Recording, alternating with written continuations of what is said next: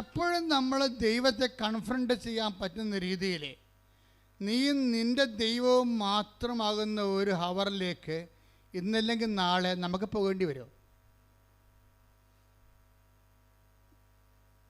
ഞാനീ ദിവസങ്ങളിൽ ഒരു മരിപ്പിന് പോയായിരുന്നു. രോഗിയായി കിടന്ന സമയത്ത് അദ്ദേഹത്തെ കാണാൻ പോയി. പിന്നെ അദ്ദേഹം മരിച്ചു കഴിഞ്ഞ് ഞാൻ കാണാൻ പോയി. അപ്പോഴേ എന്ത് സംഭവിച്ചു കഴിഞ്ഞാൽ, രോഗിയായി കിടക്കുന്ന സമയത്ത് കുറേ ആൾക്കാരൊക്കെ വരും, ഉറ്റവരൊക്കെ വരും. മരിച്ചു കഴിയുമ്പോൾ അടക്കത്തിന് ഒരു സാമ്രാജ്യത്തിലുള്ള ആൾക്കാരുണ്ടാവും, അല്ലേ? എല്ലാവരും വരും. കുഴിയാഴ്ചക്ക് പള്ളി വരുമ്പോൾ ഈ മരിച്ചത്ര ആൾക്കാർ കുഴിയാഴ്ചക്ക് ഉണ്ടാകത്തില്ല, അല്ലേ? കുറച്ച് ആൾക്കാർക്ക്, നമ്മൾ ഏറ്റവും അടുത്ത ആൾക്കാരൊക്കെ ഉണ്ടാവും. പിന്നെ 41 പറയുമ്പോൾ വലിയ അടിയന്തരമാണെങ്കിൽ കുറച്ച് ആൾക്കാരുണ്ടാവും. പിന്നെ ഇതെല്ലാം കഴിഞ്ഞിട്ട് മരിപ്പ് വീട്ടിലോട്ട് 1-2 പേരായിട്ട് ഒറ്റയും പെട്ടയുമായിട്ട് ബന്ധുക്കളും ഏറ്റവും അടുത്തവരൊക്കെ വന്നു പോകും. അവസാനത്തൊരു സീനുണ്ട്. ഈ ഭർത്താവ് മരിച്ച ഭാര്യയുടെ അവസാനത്തൊരു സീനുണ്ട്. എല്ലാവരും വന്നും പോയും കണ്ടും കെട്ടും പോയിട്ട് പിന്നെ ശാന്തമായിട്ട് മക്കൾ മാത്രമാകും. അവരുടെ പെൺമക്കൾ ആൺമക്കളെ മാത്രമാകും. എന്നിട്ട് അവസാനം ഈ മക്കളും ബാഗ് എടുത്തുകൊണ്ട് അവരുടെ ലീവും കഴിഞ്ഞ് മരണവും കഴിഞ്ഞ് വിദേശത്തേക്ക് പോകുമ്പോൾ ഉണ്ടാകുന്ന ഒരു പഠിക്കവരെ നമ്മൾ പോകും. പിന്നെ നമ്മൾ മാത്രമാകും. ഈ ഒരു സീൻ ഇതാണ് നമ്മുടെ ഒരു കാലത്തെ. ഇവിടെ നിൻ്റെ ദൈവം മാത്രമേ ഉണ്ടാകത്തുള്ളൂ.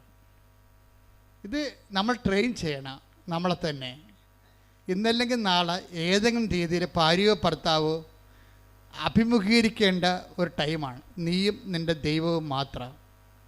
ഈ കാലത്ത് ദൈവത്തിൽ നിന്നെ കമ്മ്യൂണിക്കേറ്റ് ചെയ്യാൻ കഴിയണം. എന്നാൽ നീ രക്ഷപ്പെട്ടു. എന്നാൽ സ്വർഗത്തിൽ നിന്നെ കമ്മ്യൂണിക്കേറ്റ് ചെയ്യാൻ പറ്റും. ഈ കാലത്ത് ഇപ്പം ജിഷ്മയുടെ വിഷയം എന്താണ്? അവളുടെ എല്ലാവരും പിരിഞ്ഞു പോയി, ജോലിയുമില്ല, അവൾ 0 ആയിരിക്കുകയാണ്. അപ്പോൾ എന്താ പറയണത്? ചിലർക്ക് സംബന്ധിച്ചിടത്തോളം ആ സമയം ആമോസിൻ്റെ 8:12 സമയമാണ്. എന്താണ്? കടൽ മുതൽ കടൽ വരെ, കടൽ മുതൽ കടൽ വരെയും വടക്ക് മുതൽ കടൽ മുതൽ കടൽ വരെയും, കടൽ മുതൽ കടൽ വരെയും വടക്ക് മുതൽ കിഴക്ക് വരെയും, വടക്ക് മുതൽ കിഴക്ക് വരെയും അലഞ്ഞു നടക്കും. കർത്താവിന്റെ വചനം തേടി അവർ ഉഴലുമെങ്കിലും കണ്ടെത്തുകയില്ല. ഇപ്പോൾ വടക്ക് മുതൽ കിഴക്ക് വരെ എന്ന് പറയുന്നത് ഇസ്രയേലിൻ്റെ ഒരു ജിയോഗ്രഫിക്കൽ അവർക്ക് പടിഞ്ഞാറ് ഇല്ല. ശരിക്കും പറഞ്ഞാൽ ഇവിടെ കുറച്ച് സ്ഥലമേ ഉള്ളൂ, ആൾപ്പാർപ്പില്ല. അതൊക്കെ കിഴക്കുണ്ട്, വടക്കും ആൾക്കാരുണ്ട്, കിഴക്കും ആൾക്കാരുണ്ട്. അപ്പോൾ ഈ ആൾക്കാരുടെ എല്ലാം കൂട്ടത്തിൽ ഇവൻ അലഞ്ഞു നടക്കുന്ന ഒരു കാലം ഉണ്ടാവും. ആൾക്കാരുടെ കൂട്ടത്തിൽ ഇവൻ അലഞ്ഞു നടക്കും. ഒരാൾക്കാരും പക്ഷേ ഇവിടെ ഉണ്ടാകത്തില്ല. അതാണ് പറഞ്ഞത്, ആരുമില്ല. ജനക്കൂട്ടത്തിലൊക്കെ എൻ്റെ ബന്ധുക്കളെ സ്വന്തപ്പെട്ടവരുടെയൊക്കെ സഹായത്തിലൊക്കെ ഞാൻ അലഞ്ഞു നടന്നു, പക്ഷേ എനിക്കാരുമില്ല. എന്ത് സംഭവിച്ചിരിക്കണത്? കടൽ മുതൽ കടൽ വരെയും വടക്ക് മുതൽ കിഴക്ക് വരെയും നീ ഉഴലും, എങ്കിലും കണ്ടെത്തുകയില്ല. അപ്പം ഒന്നും കാണാൻ ഇവിടെയാണ്. ഇതാണ് ഒരു സ്പിരിച്വൽ ട്രാജഡി എന്ന് പറഞ്ഞ കാര്യം. ഈ ഒരു വിഷയത്തിൽ കണ്ടെത്താത്തത് എന്തുകൊണ്ടാണ്? നമ്മളുടെ ഒരു മസിൽ പവർ കൊണ്ടോ ഒരു ബുദ്ധി കൊണ്ടോ ഒരു ബന്ധം കൊണ്ടോ കണ്ടെത്താവുന്നൊരു മേഖല അല്ല ഇത്. അതുകൊണ്ടാണ് ജെറമിയ പറയണത്, ദൈവം തന്നെ ഈ സമയത്ത് ഇനിഷ്യേറ്റീവ് എടുക്കേണ്ടി വരും. നമുക്ക് ചെയ്യാൻ പറ്റത്തില്ല. ഇപ്പം നമുക്ക് ശ്വാസം കിട്ടാതെ വരുമ്പോൾ നമ്മൾ എന്ത് ചെയ്യും? വെന്റിലേറ്റർ വെക്കും, അല്ലേ? നമുക്ക് ശ്വാസം എടുക്കാൻ പറ്റത്തില്ല. ശ്വാസം എടുക്കാൻ പറ്റാതെ വരുമ്പോൾ വെന്റിലേറ്റർ വെച്ചു കൊടുക്കും ശ്വസിക്കാൻ വേണ്ടി. അതുപോലെ നമ്മൾക്ക് ദൈവത്തെ കണ്ടെത്താൻ പറ്റാതെ വരുമ്പോൾ ദൈവം എന്ത് ചെയ്യും? ദൈവത്തിൻ്റെ ഓൺലൈനിലെ ഗ്രീൻ ചാനലിലുള്ള ആളാണ്, നേരത്തെ ആസ്തിയുള്ള ആളാണെങ്കിൽ എന്ത് ചെയ്യും? ജെറമിയ 29:14 വർക്കൗട്ട് ചെയ്യും. എന്താണ്? നിങ്ങൾ പറഞ്ഞേ, എന്നെ കണ്ടെത്താൻ ഞാൻ ഇടയാക്കും. അപ്പൊ ഇങ്ങനെയുള്ള 0 അവറിൽ ദൈവം തന്നെ ഇനിഷ്യേറ്റീവ് എടുക്കും. അങ്ങനെ ഇനിഷ്യേറ്റീവ് എടുക്കണമെങ്കിൽ എന്ത് ചെയ്യണം? നല്ല കാലത്ത് ദൈവത്തെ മറക്കാതെ ജീവിക്കണം. കേട്ടില്ലേ? Message clear. നല്ല കാലത്ത്, ഒരുമാതിരിപ്പെട്ട വലിയ കുഴപ്പമില്ലാത്ത കാലത്ത് നിങ്ങൾ ഉഴപ്പ് കാണിക്കാതെ നടത്താം. മനസ്സിലായില്ലേ? കുഴപ്പമില്ലാത്ത കാലത്ത് കുടുംബപ്രാർത്ഥന ഇല്ലാതെ തിയേറ്ററിൽ സിനിമയിലൊക്കെ ഇപ്പോൾ ഒളിച്ചിരുന്നു കഴിഞ്ഞാൽ ഇന്നല്ലെങ്കിൽ നാളെ പിടി വീഴുന്ന കാര്യം ഒരു ഉറപ്പാണ്. എന്താ? നിങ്ങൾ പൊക്കത്തിനെ കാണിച്ചില്ല. നിങ്ങൾക്ക് നല്ല കാലത്ത് നിങ്ങൾ കുടുംബപ്രാർത്ഥന ഇല്ല, ഓരോരോ കാര്യം പറഞ്ഞ് അവർ വന്ന് ബന്ധുക്കൾ, ഇവർ വന്ന് ബന്ധുക്കൾ വന്ന് ഇതൊക്കെ പറഞ്ഞുകൊണ്ട് നിങ്ങൾ കുടുംബപ്രാർത്ഥന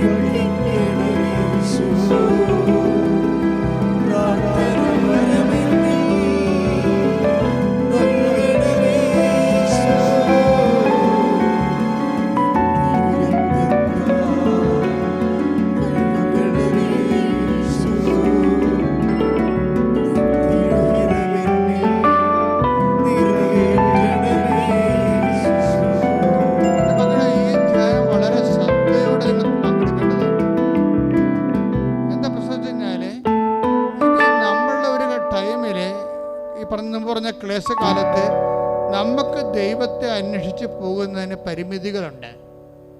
കാര്യം എന്താ? നമുക്ക് കുഞ്ഞിന് ആശുപത്രിയിലാണ്, കുഞ്ഞിന് രോഗമാണ്, അത് വെന്റിലേറ്ററിലാണ്, ഡോക്ടർ ഡേറ്റ് പറഞ്ഞിരിക്കുന്നു. നമുക്ക് അതിന് ഡോക്ടർ ആശുപത്രിക്കാർ പറഞ്ഞ പൈസ കൊടുക്കാൻ നമുക്ക് പൈസ ഇല്ല, പൈസയ്ക്ക് വേണ്ടി നമ്മൾ തിണ്ടി നടക്കുന്നു, കിട്ടുമോ ഇല്ലെന്ന് അറിയത്തില്ല. ഇങ്ങനെ എല്ലാം കൊണ്ടും നമ്മൾ മുട്ടുകയും വിളിക്കുകയും തിരക്കുകയും അന്വേഷിക്കുകയും ചെയ്യുന്ന കാര്യങ്ങളെല്ലാം നോ നോ നോ നോ എന്ന് പറഞ്ഞ് വാതിൽ നമ്മുടെ മുഖത്തിന് നേരെ കൊട്ടി അടക്കുന്ന സമയത്ത് നമുക്ക് പ്രാർത്ഥിക്കാൻ പറ്റത്തില്ല. ഇങ്ങനൊരു ഹവർ ഉണ്ടാകും നമ്മുടെ ജീവിതത്തിൽ.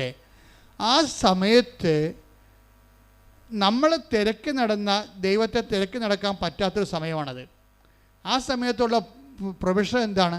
ദൈവം നമ്മളെ തിരക്കി വരണം. മനസ്സിലായില്ലേ? ദൈവം നമ്മളെ തിരക്കി വരണമെന്നുണ്ടെങ്കിൽ ദൈവത്തിന് നീ പ്രിയപ്പെട്ട വ്യക്തിയാകണം. അല്ലെ ദൈവത്തിന് എന്ത് കാര്യം ഈ മരപ്പെട്ട ഇറക്കാൻ? പല കാര്യമുണ്ടോ? അത് നിങ്ങൾ ചിന്തിക്കണം. നമുക്ക് ദൈവത്തെ തിരക്കി പോകാൻ പറ്റാത്ത, ദൈവത്തെ കണ്ടുപിടിക്കാൻ പറ്റാത്ത അവസ്ഥയാണ് വരണ സമയത്ത് പിന്നെ ഒരു ഓപ്ഷൻ സാധ്യതയുള്ള എന്താണ്? ദൈവം നമ്മളെ കണ്ടുപിടിക്കണം. ദൈവം നമ്മളെ കണ്ടുപിടിക്കണമെങ്കിൽ എന്ത് ചെയ്യണം? അതാണ് ജെറമ്യ 29:14 പറയണത്. എന്താ പറയണത്? നിങ്ങൾ എന്നെ കണ്ടെത്താൻ ഞാൻ ഇടയാക്കുമെന്ന് കർത്താവ് അരുളിച്ചെയ്യുന്നു. അപ്പൊ ദൈവം തന്നെ ഇടയാക്കിയാലേ നമുക്ക് ദൈവത്തെ കണ്ടെത്താൻ പറ്റത്തുള്ളൂ. അതാണ് ഒരു സിറ്റുവേഷൻസ്. പക്ഷേ ദൈവം നിങ്ങളെ കണ്ടെത്താൻ ദൈവം തന്നെ ഇനിഷ്യേറ്റീവ് എടുക്കണമെന്നുണ്ടെങ്കിൽ നിങ്ങൾ ആരായിരിക്കണം? നിങ്ങളെ ദൈവത്തിന് നഷ്ടപ്പെടാൻ പാടില്ലാത്ത വ്യക്തിയായി മാറണം. പ്രഷ്യസ് ആയിരിക്കണം. നിങ്ങൾ പ്രഷ്യസ് ആയിട്ടുള്ള നിങ്ങളെ പട്ടിക്കാട്ടത്തിൻ്റെ വില നിങ്ങൾക്ക് ഇല്ലയെന്നുണ്ടെങ്കിൽ ദൈവത്തിന് എന്തിനാണ് ഈ പട്ടിക്കാട്ടത്തിന് പുറകെ നടക്കാൻ പല കാര്യമുണ്ട്. അത് വളരെ സീരിയസ് ആണ്. നിങ്ങളൊരു തങ്കക്കട്ടയായി മാറണം, അല്ല പട്ടിക്കാട്ടമായിട്ടൊരു കാര്യമില്ല. അങ്ങനെ വരുമ്പോൾ ദൈവത്തെ നിങ്ങൾ തിരക്കി നടക്കേണ്ട കാര്യമില്ല. പട്ടിക്കാട്ടത്തിന് പുറകെ വല്ലതും തിരക്കി നടക്കുക. വെയിലിരിക്കണ പാമ്പിന് ആരാ എടുത്ത് തുളവെക്കാൻ പോണത്? നടക്കത്തില്ല. അപ്പം നിങ്ങൾ പ്രഷ്യസായ മാത്രമേ നിങ്ങളുടെ ക്ലേശകാലത്ത് ദൈവം നിങ്ങളെ അന്വേഷിച്ച് വരാൻ പറ്റത്തുള്ളൂ. എന്താ കാര്യം? നിങ്ങൾക്ക് ദൈവത്തെ നിങ്ങളെ നഷ്ടപ്പെടാൻ പാടില്ല. അതിനെന്ത് ചെയ്യണം? നിങ്ങളുടെ നല്ല കാലത്ത് നിങ്ങൾ ദൈവത്തിന് വേണ്ടി മറക്കാതെ ബന്ധുക്കളെ സ്വന്തപ്പെട്ടവരെക്കാൾ ഉപരി ദൈവത്തിന് പ്രാധാന്യം കൊടുത്തുകൊണ്ട് ജീവിക്കണം. കൈയടിച്ച് സ്തുതിക്കട്ടെ.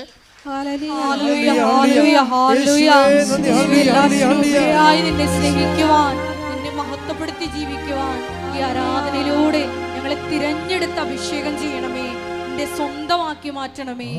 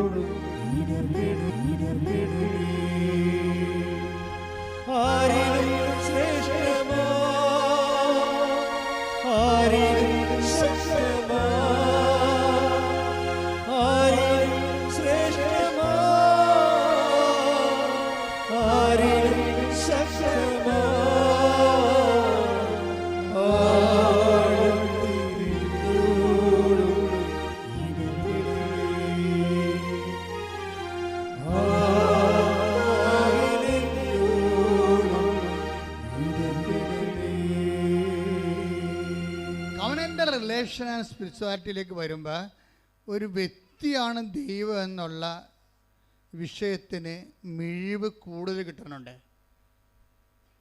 എല്ലാ വ്യക്തികളും ഇങ്ങനെ പിരിഞ്ഞ് പോകും. ഇപ്പം ജിഷ ശരിക്കും പറഞ്ഞാൽ ഡൈവേഴ്സ് അല്ല, സെപ്പറേറ്റഡ് ആണ്.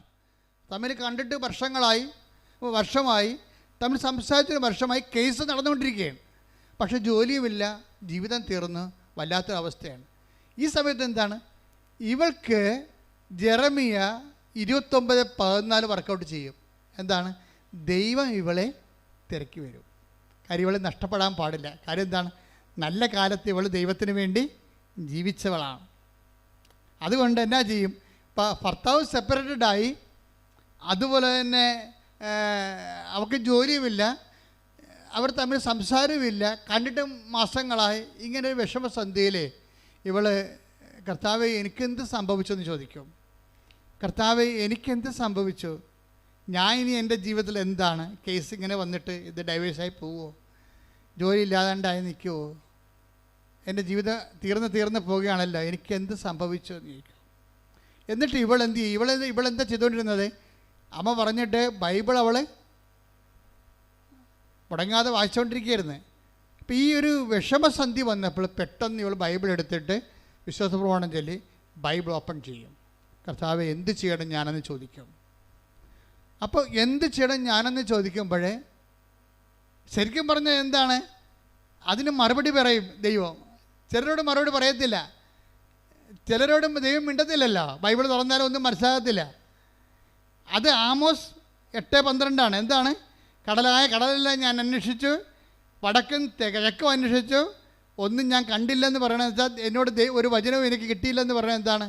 നിങ്ങളുടെ ആസ്തിയിൽ ആസ്തിഭദ്രത ഇല്ല. പക്ഷേ ഇവളങ്ങനെയല്ല, ഇവൾക്ക് ആസ്തിഭദ്രതയുണ്ട്. ഈ ഉടമ്പടി ഞങ്ങൾ എപ്പോഴും നിങ്ങളോട് പറയും, നിങ്ങൾ ആസ്തി ഉണ്ടാക്കാനുള്ള സമയമാണ്, രോഗികളെ കാണണം. ഇപ്പോൾ കഴിഞ്ഞ ദിവസങ്ങളൊക്കെ ഉള്ള സാക്ഷികൾ എന്താണ്? എനിക്ക് വേണമെങ്കിൽ ഹോട്ടലിൽ നിന്ന് ചോറ് വാങ്ങിച്ച് കൊടുക്കാമായിരുന്നു, ഞാൻ കൊടുത്തില്ല. ഞാൻ അവിടുത്തെ പോയി അരിയും കറിയും സാധനങ്ങൾ വാങ്ങിച്ച് അവിടെ അടുക്കളയിൽ പോയി ആ ഓൾഡ് മാൻ ആൾക്കാർ താമസിക്കുന്ന അടുക്കളയിൽ പോയി അവിടെ കൂടെ ഇരുന്നുകൊണ്ട് അരി വെച്ച് ഊണാക്കി കറിയാക്കി ഞാൻ അവർക്ക് വിളമ്പി കൊടുത്തു. എന്താ കാര്യം? കർത്താവിനെ പ്രതിയാണ്. എനിക്ക് വേണമെങ്കിൽ ഹോട്ടലിൽ നിന്ന് മുടക്കി കാശ്, അപ്പം ഹോട്ടലിൽ നിന്ന് വാങ്ങിച്ച് ചോറ് കൊടുക്കുമായിരുന്നു, നിസ്സാര കാര്യമായിരുന്നു. അപ്പം ഞാൻ ചെയ്യാതെ കർത്താവിന് വേണ്ടി ഞാനത് ചെയ്തു. അപ്പോൾ എന്താ? ആസ്തി കൂടുകയാണ്. ദൈവത്തിൻ്റെ നാമത്തിന്, ഈ ദൈവത്തിൻ്റെ നാമം എന്ന് പറയുമ്പോൾ ദൈവം നമുക്ക് അനുഭവവേദ്യമാകണതും നമുക്ക് ഇൻട്രാക്ട് ചെയ്യാൻ പറ്റണത് നാമത്തിൻ്റെ ബേസിലാണ്. അതായത് നമ്മുടെ മുമ്പിലുള്ളത് ടാഞ്ചിബിളായിട്ടുള്ളത് നാമമാണ്. ഈ നാമത്തെ ഇപ്പം നമ്മളൊരു സൽപ്രവൃത്തി ചെയ്യുമ്പോൾ നമ്മൾ ആരുടെ നാമത്തിലാണ് ചെയ്യണത്? ഈശോയുടെ നാമത്തിലെ. അപ്പോൾ ദൈവത്തിൻ്റെ കൃപയെല്ലാം, ക്രിസ്തു നേടിയ കൃപയെല്ലാം ഈ ക്രിസ്തു, ഇപ്പം നമ്മൾ കണ്ട ഒരു ഐക്കൺ, മൊബൈലിൽ ഒരു ഐക്കൺ നമ്മൾ ടച്ച് ചെയ്ത് കഴിഞ്ഞാൽ ആ ഐക്കണിലുള്ള മുഴുവൻ സംഭവങ്ങളും നമുക്ക് കിട്ടും. അതുപോലെ ക്രിസ്തു ഒരു ഐക്കണായിരിക്കുന്നത് നാമത്തിലാണ്. അതുകൊണ്ടാണ് ഈശോ പറഞ്ഞത്, എൻ്റെ നാമത്തിൽ നിങ്ങളൊരു ഗ്ലാസ് പച്ചവെള്ളം കൊടുത്താൽ ഞാനതിന് പ്രതിഫലം നൽകും. ഈ ക്രിസ്തു ഈ പാപത്തിന് പരിഹാരം ചെയ്ത് പിതാവിൻ്റെ തിരുമനസ്സ് നിറവേറ്റി കഴിഞ്ഞപ്പോൾ പിതാവ് ക്രിസ്തുവിൻ്റെ നാമത്തെ മഹത്വപ്പെടുത്തി. അതുകൊണ്ടാണ് ഈശോ പറയുന്നത് 17:4 യോഹന്നാനിലെ, പിതാവേ ഭൂമിയിൽ ഞാൻ അങ്ങയെ മഹത്വപ്പെടുത്തി, അങ്ങേ പക്കൽ എന്നെ മഹത്വപ്പെടുത്തണമേ. അതിൻ്റെ കൂടെ തന്നെ കിടക്കുന്നുണ്ട് അങ്ങയുടെ നാമത്തെ മഹത്വപ്പെടുത്തണമേ എന്ന്. അത് ഇടിമിന്നൽ പോലെ കർത്താവ് പീഡാനുഭവങ്ങളുടെ ഒരു മുന്നാസ്വാദനം പോലെ അനുഭവം കാണുമ്പോൾ ഈശോ പറയും, പിതാവേ അങ്ങയുടെ നാമത്തെ മഹത്വപ്പെടുത്തണമേ. അപ്പോൾ യേശുക്രിസ്തുവിൻ്റെ ദൗത്യം ചെയ്യാൻ യേശുക്രിസ്തുവിനെ ശക്തീകരിക്കുമ്പോൾ ഓട്ടോമാറ്റിക്കായിട്ട് സംഭവിക്കുന്നത്, യേശുക്രിസ്തുവിൻ്റെ നാമത്തിൻ്റെ മഹത്വം സംഭവിക്കുമ്പോൾ ഓട്ടോമാറ്റിക്കായിട്ട് പിതാവിൻ്റെ നാമത്തെ മഹത്വപ്പെടുത്തുന്നത് പിതാവും യേശുക്രിസ്തുവും പരിശുദ്ധാത്മാവും ഒന്നായത് കൊണ്ടാണ്. ഒരേ സമയം തന്നെ 3 വ്യക്തികളായിരിക്കുകയും സത്തയിൽ ഒന്നായിരിക്കുകയും ചെയ്യുമ്പോൾ അതെല്ലാം വർക്കിംഗ് കണ്ടീഷൻ ആകുന്നത് നാമത്തിൻ്റെ ബേസ്മെൻറ്റിലാണ്. ശ്രുതികണ്ട ഹല്ലേലൂയ. ഹല്ലേലൂയ ഹല്ലേലൂയ ഹല്ലേലൂയ ഹല്ലേലൂയ നന്ദി ഹല്ലേലൂയ ഹല്ലേലൂയ ഹല്ലേലൂയ സൽപ്രവൃത്തികളിലൂടെ എല്ലാം അങ്ങയുടെ നാമത്തെ മഹത്വപ്പെടുത്തി മുന്നേറുവാൻ ഈ ആരാധനയിലൂടെ കൃപയാകണമേ.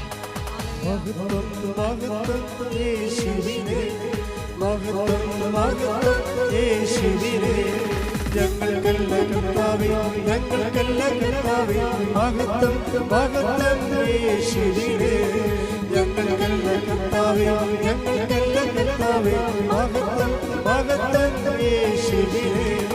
കളിമൺ പാത്രങ്ങൾ ഞങ്ങൾ, അയോഗ്യദാസരം ഞങ്ങൾ. കളിമൺ പാത്രങ്ങൾ ഞങ്ങൾ, അയോഗ്യദാസരം ഞങ്ങൾ. ബലഹീനരാകും ഞങ്ങളെ ഉയർത്തി യേശുവിനാണ് മഹത്വം. ബലഹീനരാകും ഞങ്ങളെ ഉയർത്തി യേശുവിനാണ് മഹത്വം. മഹത്വം മഹത്വം യേശുവിനേ, മഹത്വം മഹത്വം യേശുവിനേ. പരിശുദ്ധ പരമ ദിവ്യകാരുണ്യത്തിന് എന്നേരവും ആരാധനയും സ്തുതിയും പുകഴ്ചയും ഉണ്ടായിരിക്കട്ടെ. അപ്പോൾ ജിഷ്മയോട് മനസ്സിൽ പരിശുദ്ധാത്മാവ് തോന്നിക്കും, എന്താണ്, നീ ഇപ്പോൾ ഭർത്താവ് സെപ്പറേറ്റ് ആയിരിക്കുന്നു, നിനക്ക് ജോലിയില്ല, നീ ഒറ്റപ്പെട്ടിരിക്കുന്നു എന്ന് പറയുമ്പോൾ ദൈവം തന്നെ ഈ ജെറമിയ നമ്മൾ കണ്ടതുപോലെ 29:14 അനുസരിച്ചുകൊണ്ട് എന്നെ കണ്ടെത്താൻ ഞാൻ ഇടയാക്കും. അങ്ങനെ ദൈവം തന്നെ ഇവളോട് പറയും, ഞാൻ സംസാരിക്കാം, നീ ബൈബിൾ ഓപ്പൺ ചെയ്യാൻ പറയും. ഉടനെ പരിശുദ്ധാത്മാവിൻ്റെ നിവേശനത്താൽ ഇവൾ ബൈബിൾ ഓപ്പൺ ചെയ്യും. ബൈബിൾ ഓപ്പൺ ചെയ്യുകയും ഉടനെ ദൈവം ഇവളോട് സംസാരിക്കും. എന്താ സംസാരിക്കണത്? ധൈര്യമായിരിക്കുക, ഭയപ്പെടരുത്, മുന്നോട്ട് പോവുക, നീ പോകുന്നിടത്തെല്ലാം ഞാൻ നിൻ്റെ കൂടെ ഉണ്ടാകും. ശ്രുതികട്ടെ ഹല്ലേലൂയ. ഹല്ലേലൂയ ഹല്ലേലൂയ ഹല്ലേലൂയ യേശുവേ നന്ദി, യേശുവേ ആരാധന. Hallelujah hallelujah. അപ്പോൾ ഇതൊരു ഉടമ്പടി വചനമാണ്, നമുക്ക് എല്ലാവർക്കും അറിയാവുന്നതാണ്. എന്താണത്? ജോഷുവ 1:9 എടുത്തേ. ശക്തനും ധീരനുമായിരിക്കണമെന്നും അതന്നെ പറഞ്ഞേ, ശക്തനും ധീരനുമായിരിക്കുക.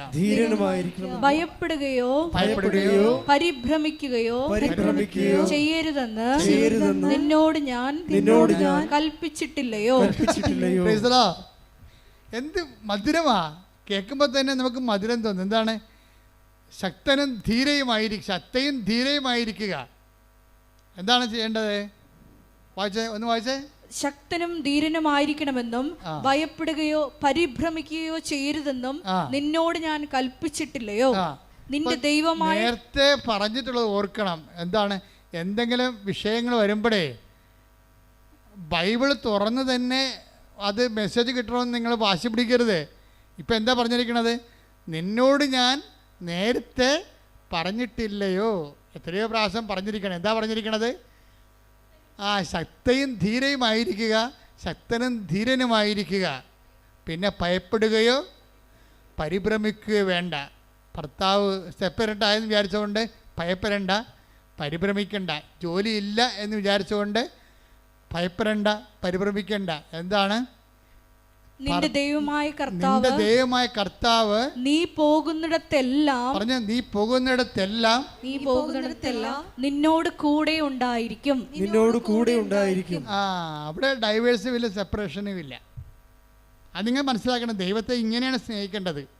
എന്താണ്? ആരെല്ലാം എൻ്റെ കൂടെ ഉള്ളവരെല്ലാം, മക്കളായാലും ശരി, ഭർത്താവായാലും ഭാര്യയായാലും നാളെ സെപ്പറേറ്റായി പോകും. പക്ഷെ നിന്റെ ദൈവമായ കർത്താവ് നീ പോകുന്നിടത്തെല്ലാം, അത് ഐസിയുലായാലും വെന്റിലേറ്ററായാലും സ്വർഗത്തിലായാലും, ഞാൻ നിന്റെ കൂടെ ഉണ്ടാകും. കൈയടിച്ച് ശ്രുതിക്കട്ടെ ഹല്ലേലൂയ.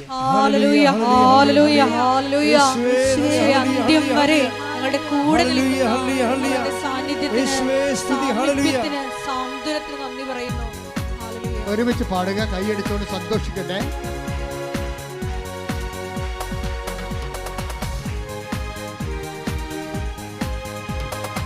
എനിക്കായി കരുതുന്നവൻ, ഭാരങ്ങൾ വഹിക്കുന്നവൻ, എനിക്കായി കരുതുന്നവൻ, ഭാരങ്ങൾ വഹിക്കുന്നവൻ, എന്നെ കൈവിടാത്തവൻ, യേശുവിൻ കൂടെയുണ്ട്.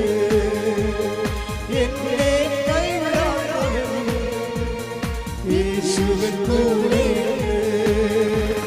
പരീക്ഷ അനുവദിച്ചാൽ പരിഹാരം എനിക്കായി കരുതിയിട്ടുണ്ട്. പരീക്ഷ അനുവദിച്ചാൽ പരിഹാരം എനിക്കായി കരുതിയിട്ടുണ്ട്. എന്തിനെന്നോ ചോദിക്കില്ല ഞാൻ, എന്റെ നന്മയ്ക്കായെന്നറിയുന്നു ഞാൻ.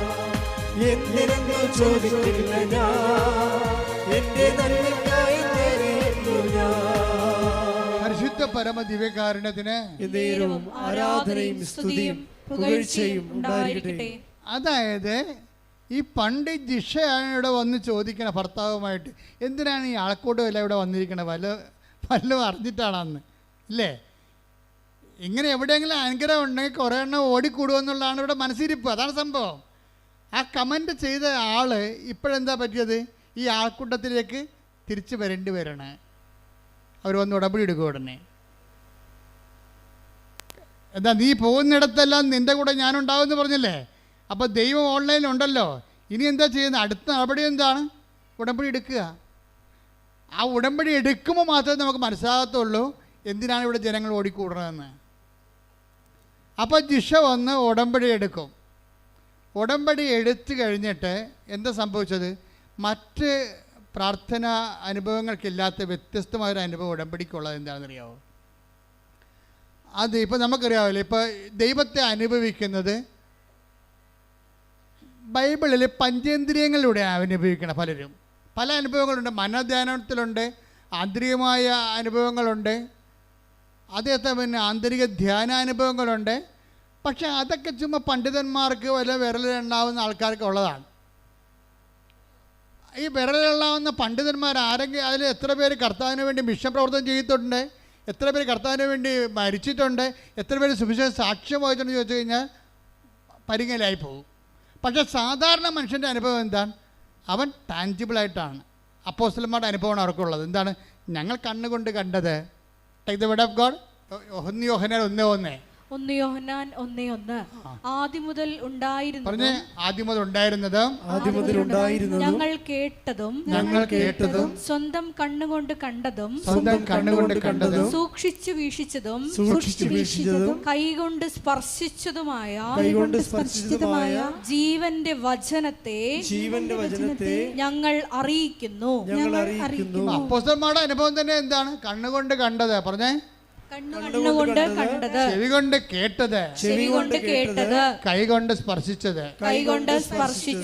ഇപ്പോഴും 2 അവയവം പുറത്തായി പോയി. എന്തൊക്കെയാണ്? മൂക്കും നാക്കും.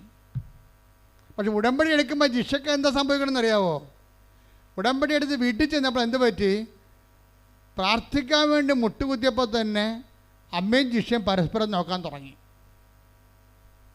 അപ്പം അമ്മ ചോദിച്ച്, എടി മുല്ലപ്പൂവിൻ്റെ മണം വരുന്നുണ്ടാ? ആ ഉണ്ടമ്മേ. അപ്പം 2 പേരും അഭിഷേകത്തിലായി. അമ്മ അവിടെ വന്ന്. അപ്പം അനിയത്തി പുറകിരുന്നുണ്ട് പ്രാർത്ഥിക്കുന്നുണ്ട്. അവൾക്ക് സങ്കടമായി. നിങ്ങളുടെ 2 അമ്മ വന്നല്ല, എൻ്റെ അടുത്ത് മാത്രം വന്നില്ല എന്ന് പറയുകയും ഇടിച്ചു കുത്തി മൂക്കിലേക്ക് ഈ സുഗന്ധാഭിഷേകം കയറിപ്പോകും.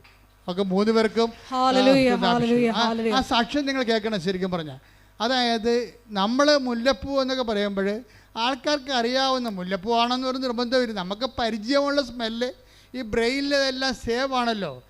കാര്യം അതെന്താ വെച്ചാൽ ഇതൊരു സ്മെല്ലിംഗ് എന്ന് പറയുന്ന സംഭവം.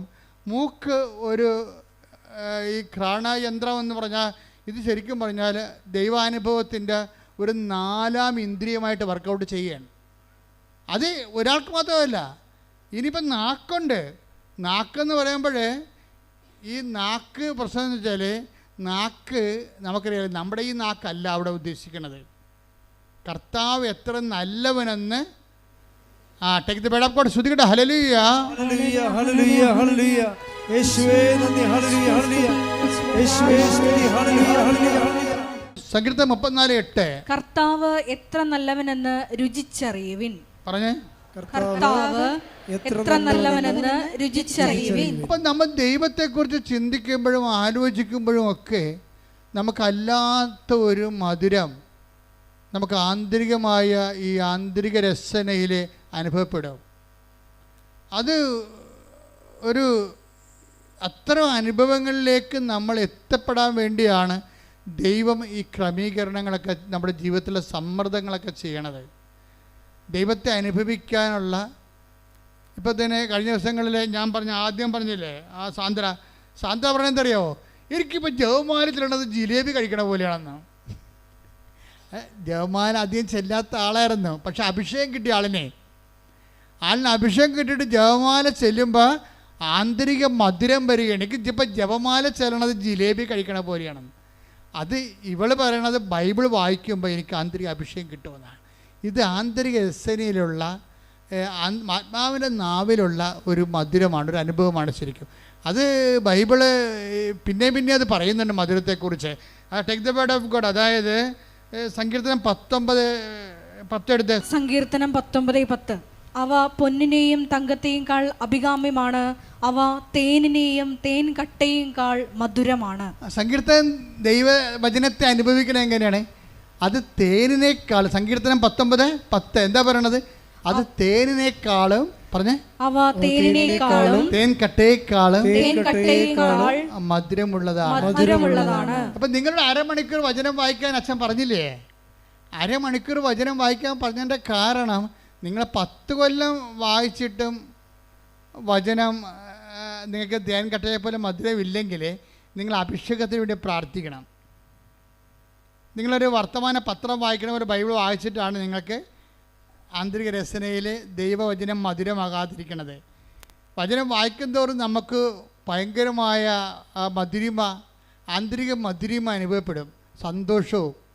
അതുപോലെ തന്നെ വചനത്തിലൂടെ ദൈവം നയിക്കണതും ദൈവത്തിൻ്റെ സ്നേഹം അനുഭവിക്കുന്നതാണ് ഈ മധുരം എന്ന് പറയണത്. അല്ലാതെ പഞ്ചാര എന്ന് പറഞ്ഞിട്ട് നമുക്ക് വായിലിടുമ്പോൾ ഉണ്ടാകുന്ന മധുരമല്ല, ദൈവസ്നേഹമല്ലാതെ അനുഭവിക്കും നമ്മൾ.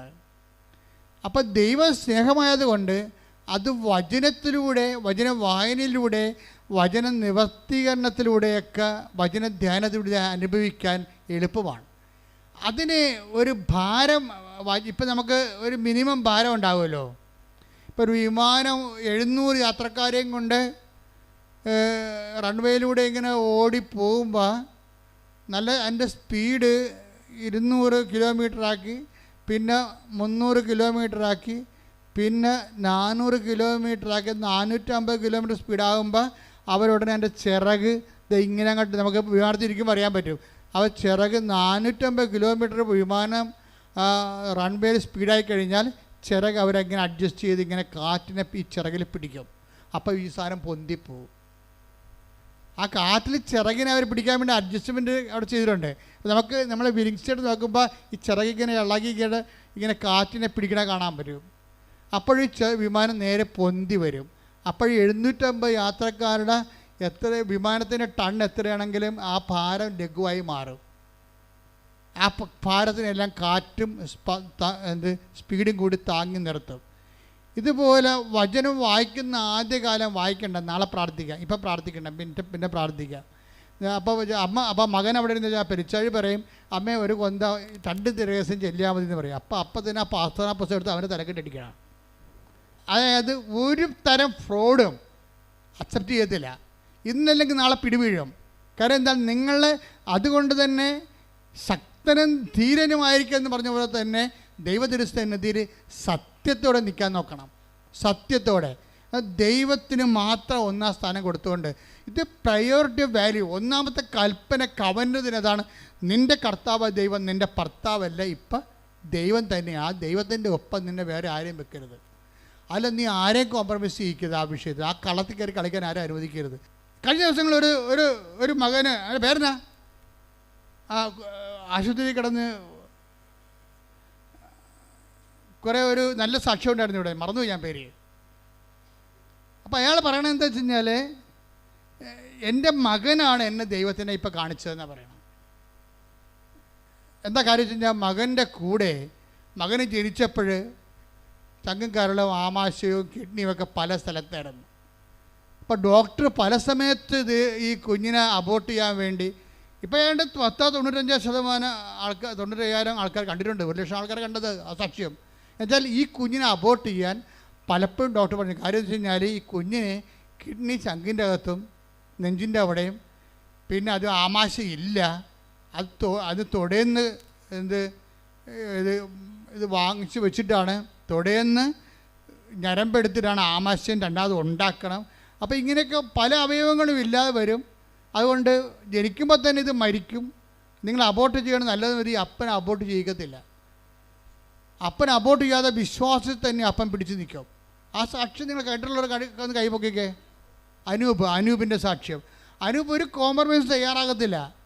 അവസാനം ആ കൊച്ചിന്, ആ മനുഷ്യൻ വിശ്വാസത്തിൽ ദൈവത്തിൻ്റെ കൂടെ നിന്നുകൊണ്ട് വീണ്ടെടുക്കണ എടുപ്പെന്ന് പറഞ്ഞ ഐതിഹാസികമായ ഒരു ആത്മീയ വിജയത്തിൻ്റെ ചരിത്രമാണ്. കൈയടിച്ച് സ്തുതിക്കണല്ലേ.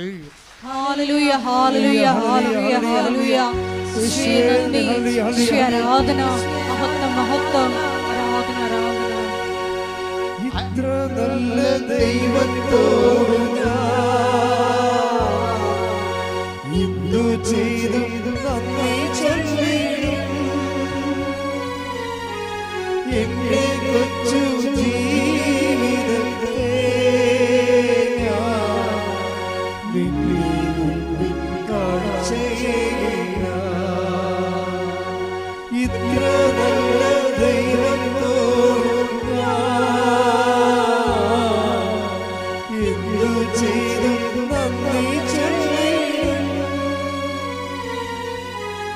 എന്റെ കൊച്ചു ജീവിതത്തെ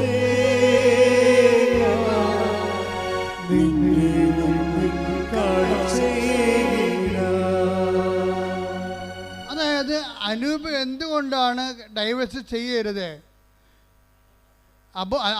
അബോർട്ട് ചെയ്യരുതെന്ന് പറയാൻ കാര്യം എന്താണ്? അയാളുടെ ആസ്തിയാണ്. അയാളെ കുഞ്ഞുനാൾ പോലും മാതാവിൻ്റെ ആളാണ്. അപ്പോൾ ഒരു അറ്റ കൈ ഉണ്ടായാൽ അമ്മ അഭയം തരുമെന്ന് അയാൾക്കറിയാം. അതുകൊണ്ട് പക്ഷേ എന്നാലും പലപ്പോഴും പല പല പ്രശ്നങ്ങൾ കാരണം, ഈ ആമാശയമില്ലാത്ത കാരണവും അതുപോലെ കിഡ്നികൾ സ്ഥലം മാറിയിരിക്കുന്ന കാരണവും കുഞ്ഞിനെപ്പോഴും ഇഷ്യൂസ് ഡെവലപ്പ് ചെയ്യും. പല പല ഓപ്പറേഷൻ കഴിയും. ഒരു കൊല്ലമൊക്കെയാണ് ICU കിടന്നത്. 22 ലക്ഷം രൂപയാവും ചിലവ്. എന്നിട്ട് ഫൈറ്റ് ചെയ്യണം. ഡോക്ടർമാർ പറയുക, ഡോക്ടർമാരുടെ ആത്മവിശ്വാസം വരെ പോകുമ്പോഴും ഇവൻ ഈ ഉടുത്ത തുണിയാലെ ഇവിടെ വന്നു, ഉടമ്പടി എടുത്തിട്ടില്ല, ഉടുത്ത തുണിയാലെ അമ്മയെടുത്ത് വരും. അമ്മയെടുത്ത് വന്നിട്ട് പറയും, ഞാൻ അമ്മയ്ക്ക് ഒരാഴ്ച തരും എൻ്റെ കുഞ്ഞിനെ രക്ഷപ്പെടുത്താൻ. അവിടെ നിന്ന് അവൻ പറയും, ഞാൻ ഉടുത്ത തുണിയാലെ ഷേവ് പോലും ചെയ്യാതെ അമ്മയുടെ മുമ്പിൽ വന്ന് നിൽക്കുകയാണ്, ഞാൻ അമ്മയ്ക്ക് ഒരാഴ്ച തരും. ഇന്ന് ശനിയാഴ്ച, അടുത്ത ശനിയാഴ്ചക്കുള്ളിൽ എൻ്റെ കുഞ്ഞ് റെഡിയായിരിക്കണം, ഞാൻ പോകണമെന്ന് പറയും. അത് ആധികാരികതയാണ്. എന്ന് വെച്ച് കഴിഞ്ഞാൽ അങ്ങനെ പറയാനുള്ള ഒരു ചങ്കൂറ്റം എങ്ങനെ കിട്ടിയതാണത്? നേരത്തെ ദൈവത്തിന് വേണ്ടി ജീവിക്കുമ്പോൾ ആധ്യാത്മിക ജീവിതം നിനക്ക് നൽകുന്ന ഒരു ഈടുവെപ്പാണ്. കൈയടിച്ച് ശ്രദ്ധിക്കട്ടെ. ഹല്ലേലൂയ.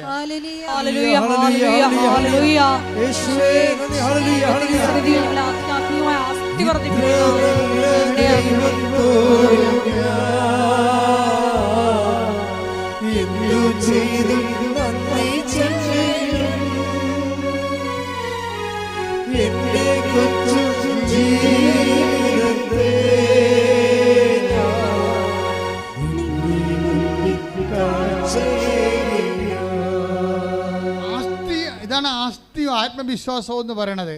അയാൾ ദൈവത്തെ ഭീഷണിപ്പെടുത്തിയതല്ല, സങ്കടം കൊണ്ട്, തനിക്ക് പറയാനുള്ള അവസാനത്തെ ആളായതുകൊണ്ടും ഇത് കേൾക്കാൻ ബാധ്യതയുള്ള ആളായതുകൊണ്ടും ദൈവപിതാവ് നമ്മളുടെ സങ്കടങ്ങൾക്ക് നമ്മൾക്ക് കൂടെ നിൽക്കാൻ വേണ്ടി ഏൽപ്പിച്ച ആളായതുകൊണ്ടും അമ്മയ്ക്ക് അതിൻ്റെ ഉത്തരവാദിത്തമുള്ളത് കൊണ്ടും ആ ബോധ്യം ഒരു ശിശുവിനെന്ന പോലെ അവന് ഉള്ളത് കൊണ്ടും ദൈവത്തിൻ്റെ സന്നിധിയിൽ അവൻ കുഞ്ഞിനെ സമർപ്പിച്ചുകൊണ്ട് ആ കുഞ്ഞിനെ ജീവനിലേക്ക് കൊണ്ടുവരുന്ന കാഴ്ചയാണ് ആ സാക്ഷ്യം. എന്താ കാര്യം? ഇപ്പം നമ്മൾ കുഞ്ഞ് നോക്കുമ്പോഴേ അവൻ ഓടിക്കളിച്ച് നടക്കണ കാണാം. എത്രയോ പ്രാവശ്യം മരിച്ച കുഞ്ഞിനെയാണ് ഇന്ന് അവൻ ഇവിടെ വന്നിട്ട് ഇവിടെ പോലും നിൽക്കാതെ അവൻ ഓടിക്കളിച്ചേക്കുമ്പോൾ നമുക്ക് തന്നെ ഈ പറഞ്ഞ കുഞ്ഞാണോ എന്ന് ഓർക്കും. അതുകൊണ്ട് നമ്മൾ സാക്ഷി വിട്ടപ്പോഴേ ആ കുഞ്ഞിൻ്റെ പഴയ അവസ്ഥകളെല്ലാം ഇട്ടിട്ടുണ്ട്. ആ സാക്ഷി വിട്ടപ്പോഴേ അവൻ കരിഞ്ഞു പോയതും കറുത്തിരിക്കണതും അവൻ്റെ 16,000 രൂപ അവൻ്റെ മേത്ത് കിടക്കണതും എല്ലാം സാക്ഷ്യത്തിൽ കിടപ്പുണ്ട്. അവനാണോ ഈ ഓടിക്കളഞ്ഞുകൊണ്ടിരിക്കണത് എന്ന് നമുക്ക് തോന്നിപ്പോകും. എന്ന് വെച്ച് കഴിഞ്ഞാൽ ഇതെല്ലാം പുനഃസ്ഥാപിക്കാൻ നിങ്ങൾക്കറിയാമല്ലോ. ഇപ്പം ജിഷ്മയ്ക്ക് എന്താ സംഭവിച്ചത്? ജിഷ്മയോട് എന്താ പറഞ്ഞത്? എന്നെ കണ്ടെത്താൻ ഞാൻ ഇടയാക്കും എന്ന് പറഞ്ഞിട്ട് അതിൻ്റെ കൂടെ കുറേ സംഭവങ്ങളുണ്ട്. അതെല്ലാം ഉടമ്പടിയുടെ വാഗ്ദാനങ്ങളാണ്. Take the word of God. എന്നെ കണ്ടെത്താൻ ഞാൻ ഇടയാക്കുമെന്ന് കർത്താവ് അരുളിച്ചെയ്യുന്നു. ഞാൻ നിങ്ങളുടെ ഐശ്വര്യം പുനഃസ്ഥാപിക്കും. കൈയടിക്കട്ടെ, ശ്രദ്ധിക്കട്ടെ. ഹല്ലേലൂയ.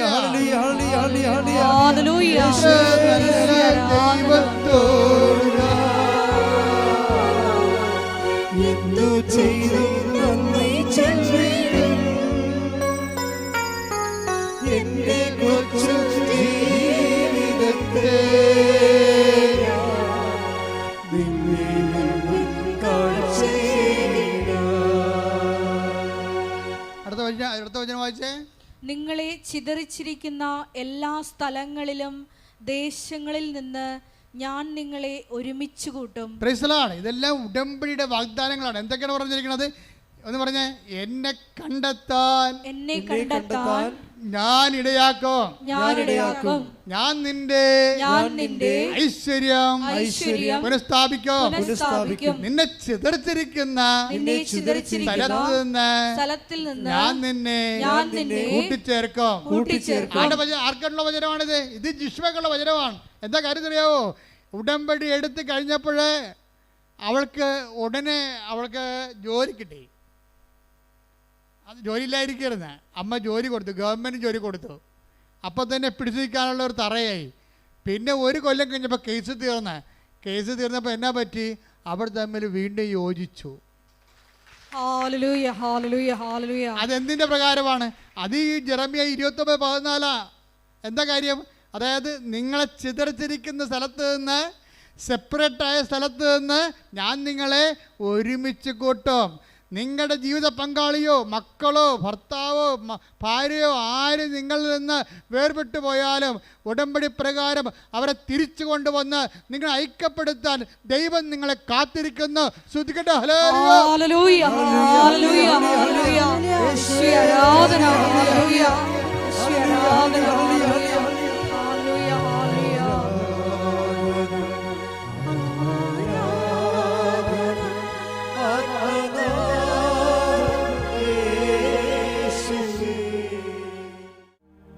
എൻ്റെ പ്രിയപ്പെട്ടവരെ, ഉടമ്പടിയിലെ ഏറ്റവും വലിയ കാതലായ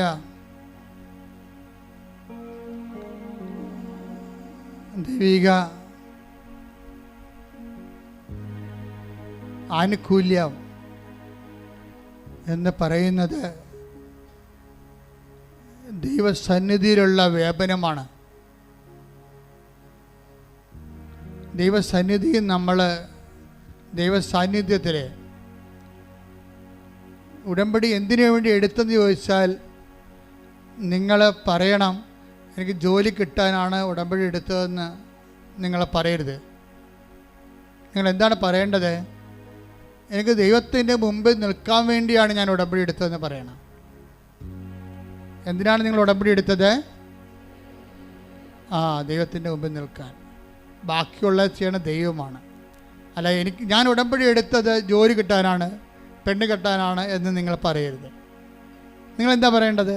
ഞാൻ ഉടമ്പടി എടുത്തത് ദൈവത്തിൻ്റെ മുമ്പിൽ നിൽക്കാൻ. അതാണ് 17:1. Take the word of God. ഉൽപ്പത്തി 17:1. അബ്രാമിന് 99 വയസ്സായപ്പോൾ കർത്താവ് പ്രത്യക്ഷപ്പെട്ട് അവനോട് അരുളി ചെയ്തു, സർവശക്തനായ ദൈവമാണ് ഞാൻ, എൻ്റെ മുമ്പിൽ വ്യാപരിക്കുക, കുറ്റമറ്റവനായി വർത്തിക്കുക. ഉടമ്പടി ചെയ്യുന്നതിൻ്റെ പ്രധാനപ്പെട്ട കാരണങ്ങളൊന്ന് ദൈവം ആവശ്യപ്പെടുന്നത് എന്താണ്? എൻ്റെ മുമ്പിൽ വ്യാപരിക്കുക. പറഞ്ഞേ, എൻ്റെ മുമ്പിൽ വ്യാപരിക്കുക, കുറ്റമറ്റവനായിരിക്കുക. അപ്പോൾ നമ്മൾ എന്തിനാണ് ഉടമ്പടി ചെയ്യണത്? ദൈവത്തിൻ്റെ മുമ്പിൽ വ്യാപരിക്കാനും കുറ്റമറ്റവരായിരിക്കാനും വേണ്ടിയാണ്. ഇതാണ് എൻ്റെ ബേസിക് എന്ന് പറയണത്. ഉടമ്പടി എടുത്തു കഴിഞ്ഞാൽ നമ്മൾ ദൈവതിരുസന്നിധിയിൽ ദൈവദൃഷ്ടിയിൽ കുറ്റമറ്റവരായി അത് പ്രോസസ്സാണ്. ഓൺലൈൻ തടം ചിലപ്പോൾ എല്ലാവർക്കും നടക്കത്തില്ല, പക്ഷെ നമുക്കതിന് വേണ്ടി ശ്രമിക്കാൻ പറ്റും.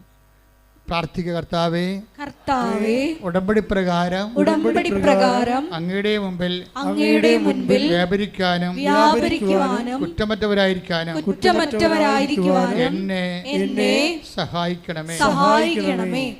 Praise the Lord. ഹല്ലേലൂയ. 17:4 എടുത്തേ. ഇതാ നീയുമായുള്ള എൻ്റെ ഉടമ്പടി. ആരുമായിട്ട്? എബ്രാത്തിനോട് പറയണ ദൈവം. എന്താണ്?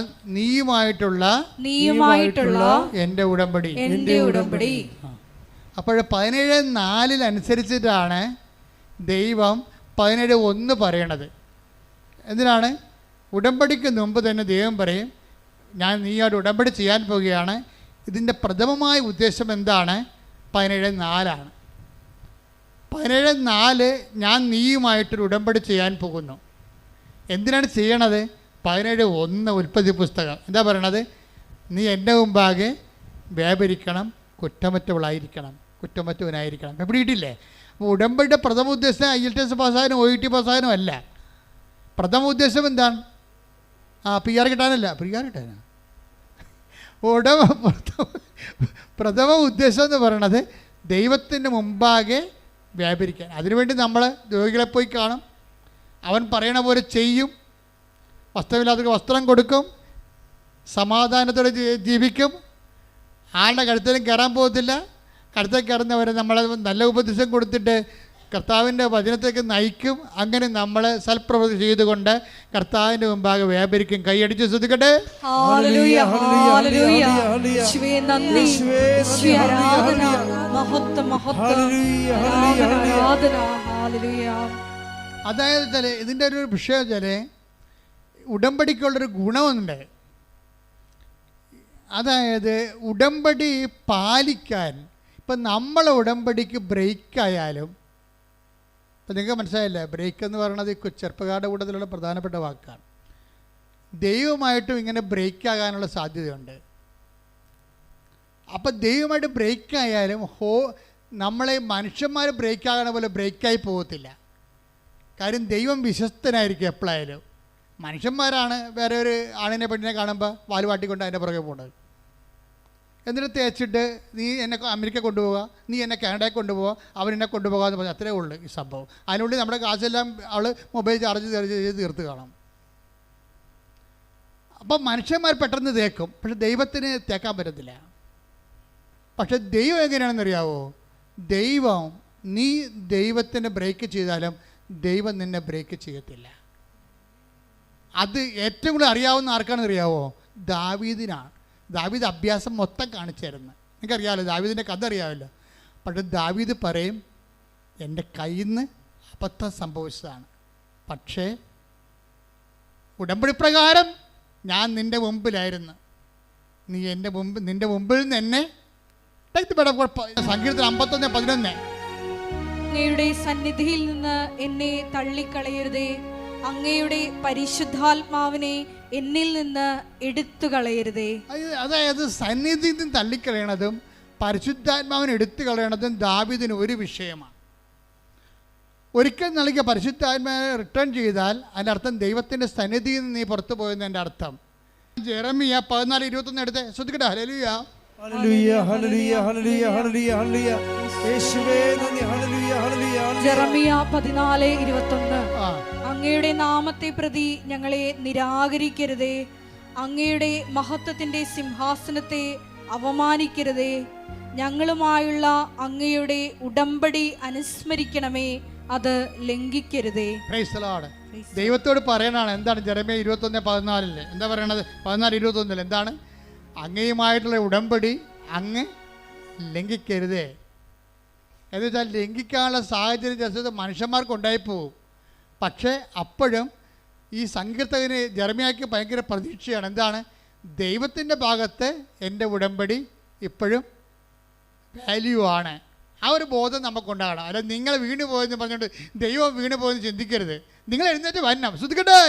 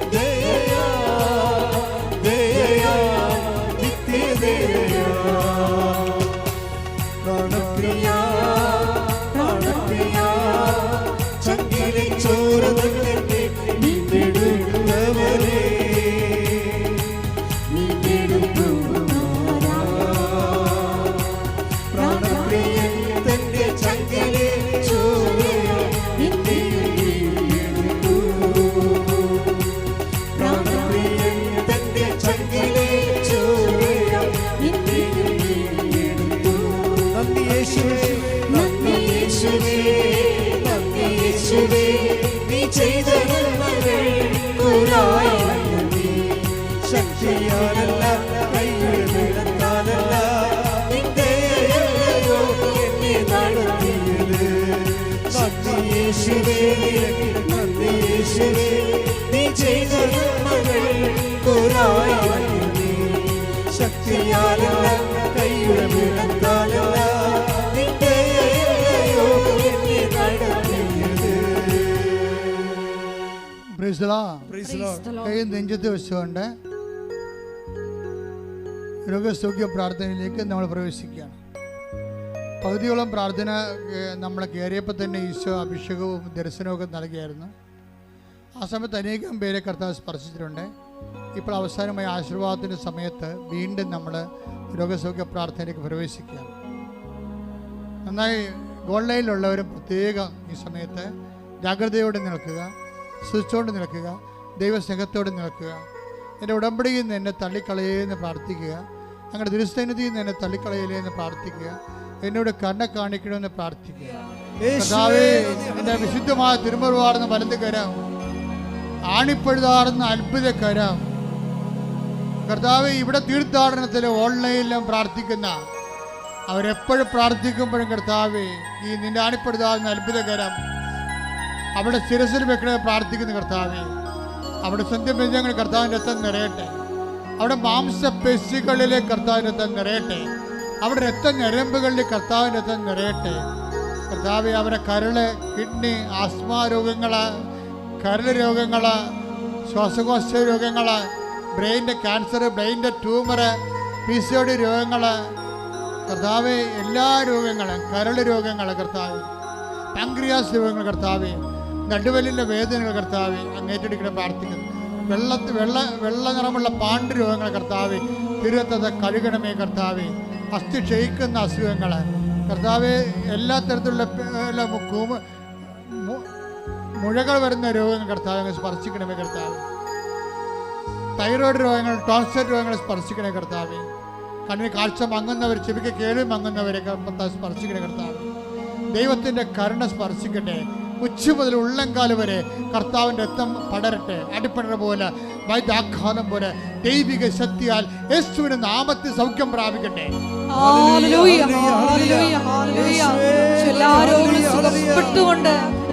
നാമത്തെ ആരാധനയിലൂടെ മഹത്വപ്പെടുത്തണമേ. പ്രാണപ്രിയ, പ്രാണപ്രിയ, ചങ്കിലെ ചോര നന്ദിനെ വീണ്ടെടുത്തവനേ, വീണ്ടെടുത്തു പ്രാണപ്രിയൻ തന്റെ ചങ്കിലെ ചോരയാൽ എന്നെയും വീണ്ടെടുത്തു.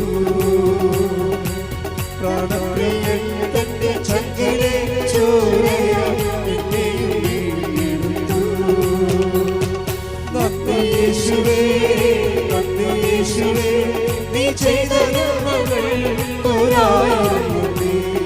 ശക്തിയാലല്ല കൈയുടെ ബലത്താലല്ല നിന്റെ ദയയല്ലയോ എന്നെ നടത്തിയത്. പരിശുദ്ധ പരമ ദിവ്യകാരുണ്യത്തിന് ആരാധനയും സ്തുതിയും പുകഴ്ചയും ഉണ്ടായിരിക്കട്ടെ. പരിശുദ്ധ പരമ ദിവ്യകാരുണ്യത്തിന് ആരാധനയും സ്തുതിയും പുകഴ്ചയും ഉണ്ടായിരിക്കട്ടെ. ശരീരം മുഴുവൻ കുരുക്കൾ വരികയും മുതുകത്തോളം 4-5 കുരുക്കുകൾ പഴുത്തു നിൽക്കുകയും ചെയ്യുന്ന വ്യക്തിയെ കർത്താവ് സ്പർശിച്ച് സൗഖ്യപ്പെടുത്തിക്കൊണ്ടിരിക്കുന്ന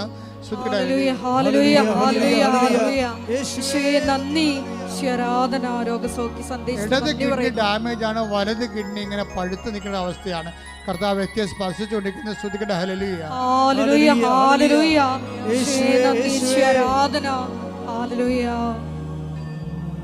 എൻ്റെ പ്രിയപ്പെട്ടവരെ, കർത്താവിൻ്റെ തിരുസന്നിധിയിലാണ് നമ്മളായിരിക്കുന്നത്. കൂടുതൽ കൂടുതൽ വിശുദ്ധിയോടെ ജീവിക്കാനാണ്. ഓരോ ദിവസം കഴിയും തോറും നീ സുവിശേഷത്തിൻ്റെ വലിയ ബൃഹത്തായ ദൈവസ്നേഹത്തിൻ്റെ വക്താവാകാൻ വേണ്ടി പ്രാർത്ഥിക്കണം. കർത്താവ്, ജോലിയില്ലാത്ത മക്കൾക്ക് വേണ്ടി ഞാൻ പ്രാർത്ഥിക്കണം ഈശോയെ. സാമ്പത്തിക തകർച്ചയുള്ളവർക്ക് വേണ്ടി പ്രാർത്ഥിക്കുന്ന ഈശോയെ. ഒരിടവും പരിടമില്ലാതെ, വീടില്ല, വഴിയില്ല, കർത്താവ് വീട് വെക്കാൻ മാർഗവുമില്ലാത്തവരെ സംബന്ധിച്ച് പ്രാർത്ഥിക്കുന്ന ഈശോയെ. അവരെല്ലാം അങ്ങ് സ്പർശിക്കണേ കർത്താവേ. വിവിധ രാജ്യങ്ങളിൽ ജോലി ചെയ്യുന്നവരുണ്ട് ഈശോയെ, അവർക്ക് അവിടെ താമസിക്കാൻ സ്ഥലം കിട്ടാത്തവരുണ്ട് ഈശോയെ. ജോലി നഷ്ടപ്പെട്ടവരുണ്ട് കർത്താവ്, ജയിലിലായിരിക്കുന്നവരുണ്ട് കർത്താവ്. ഇവിടുന്ന് ജോലി കയറിപ്പോകാൻ പോകുന്നുണ്ട് കർത്താവ്. നീറ്റിൻ്റെ പരീക്ഷ എഴുതിയ മക്കളുണ്ട് ഈശോയെ, മറ്റ് ആനുവൽ എക്സാം എഴുതിയ മക്കളുടെ കർത്താവ്, റിസൾട്ട് പ്രതീക്ഷിക്കുന്നുണ്ട് കർത്താവ്. അവരെല്ലാം അവരുടെ കഴിവിനേക്കാൾ ഉപരി കർത്താവ് ദൈവത്തിൻ്റെ കൃപയാൽ അവരെ എല്ലാം ഉന്നതമായ വിജയത്തിലേക്കും ഉന്നതമായ വിദ്യാഭ്യാസത്തിലേക്കും ഉന്നതമായ ജോലിയിലേക്ക് പ്രവേശിപ്പിക്കാനുള്ള എല്ലാ ദൈവിക തടസ്സങ്ങൾ യേശുക്രിസ്തു നാമത്തിൽ നീങ്ങിപ്പോകട്ടെ. ശ്രുതികട്ടെ. ഹല്ലേലൂയ ഹല്ലേലൂയ ഹല്ലേലൂയ. ചില ജീവിത ദുരിതങ്ങൾ തടസ്സങ്ങൾ നീങ്ങിപ്പോയിക്കൊണ്ട് നാമത്തെ ആരാധനയുടെ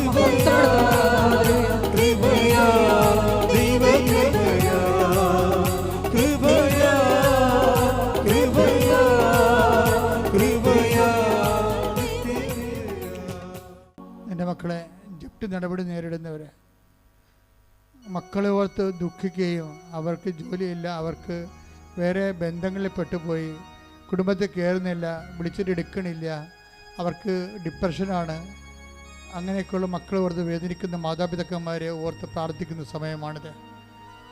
അതുപോലെ ലഹരി പദാർത്ഥങ്ങൾ അടിപ്പെട്ടു പോയ ഭർത്താക്കന്മാരുണ്ട്, അപ്പന്മാരുണ്ട്, അവരെല്ലാം ഓർത്ത് പ്രാർത്ഥിക്കുന്ന സമയമാണിത്. അടഞ്ഞുപോയ കെട്ടിടങ്ങൾ,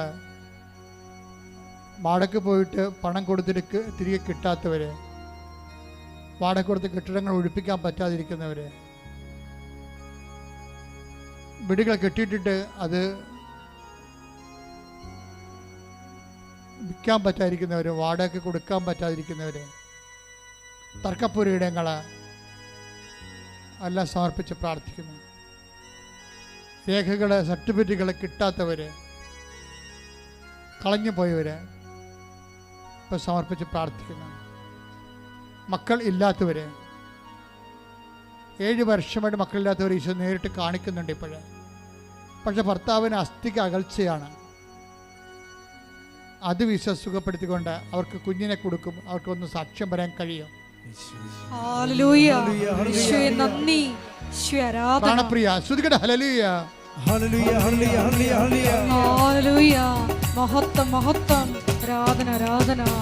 പ്രാണപ്രിയ പ്രാണപ്രിയ ചങ്കിലെ ചോര കൊണ്ട് വീണ്ടെടുത്തവരേ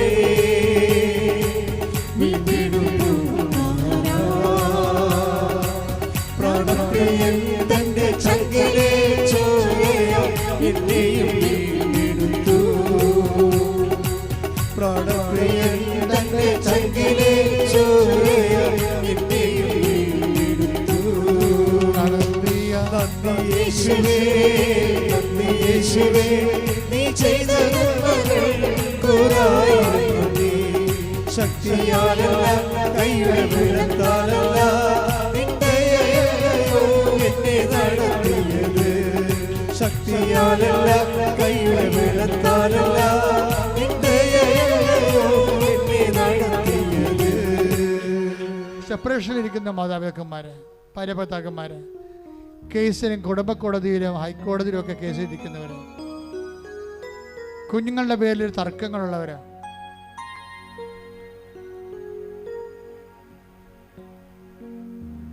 അതുപോലെ തന്നെ വിവിധങ്ങളായ മറ്റ് അവിശ്വസ്തത കാരണം കുടുംബത്തിൽ അവിശ്വസ്തത, ചിലപ്പോൾ വേറെ പെണ്ണുങ്ങളുടെ ബന്ധം, ചില പുരുഷന്മാരുടെ ബന്ധം, അതിൻ്റെ പേരിൽ കുടുംബത്തിൽ സെപ്പറേഷൻ വന്നു പോയിട്ടുള്ളവർ, അനീതി അനുഭവിക്കുന്നവർ, അവർക്ക് ദൈവം മാത്രമേ ഉള്ളൂ. ശരിക്കും പറഞ്ഞു മനഃപൂർവ്വമുള്ള കരുതിക്കൂട്ടിയുള്ള അവിശ്വസ്തത, അതായത് അക്രമങ്ങളാണ് ശരിക്കും. വയലൻസ് എന്ന് പറയണതാണ് ശരിക്കും. ഒരു ജീവിത പങ്കാളി, ഭർത്താവോ ഭാര്യയോ വേറെ ഒരു ജീവിത പങ്കാളിയുമായിട്ട് ബന്ധപ്പെടുകയും അവരുമായിട്ട് ബന്ധം ഉണ്ടാകുകയും സ്വന്തം ജീവിത പങ്കാളിയെ അമർച്ച ചെയ്യുകയും ചെയ്യുമ്പോൾ അത് കോടതിയിൽ നിന്നും അപ്പുറത്തുള്ളൊരു വയലൻസാണത്. ദൈവത്തിൻ്റെ തിരുസന്നിധിയിൽ തീരാത്ത വയലൻസാണ്.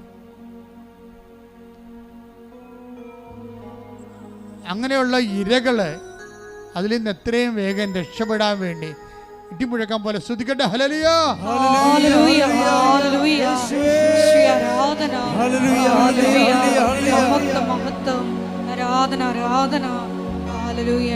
യേശുവേ നന്ദി. യേശുവേ ആരാധന.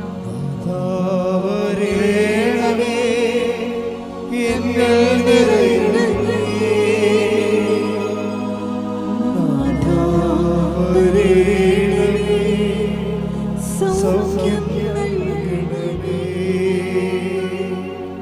ആരാധിക്കും മക്കളെ.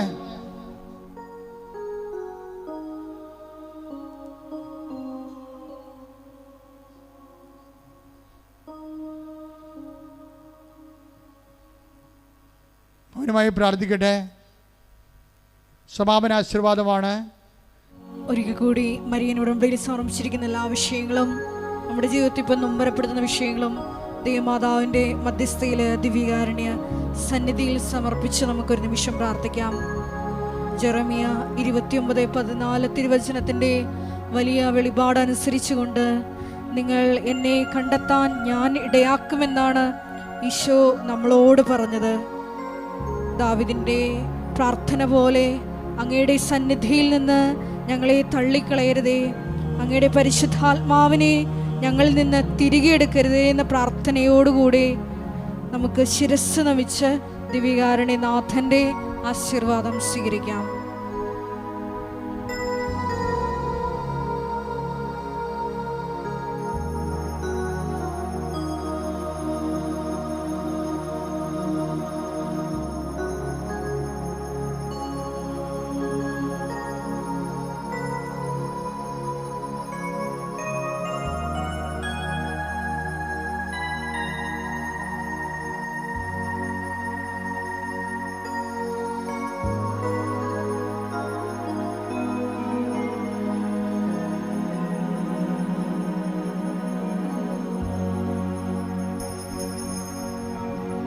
പരിശുദ്ധ പരമമാ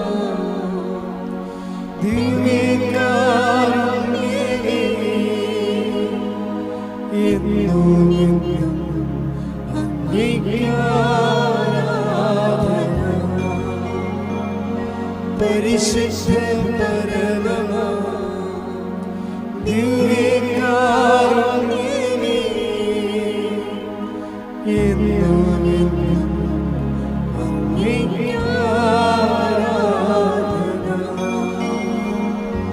പരിശുദ്ധ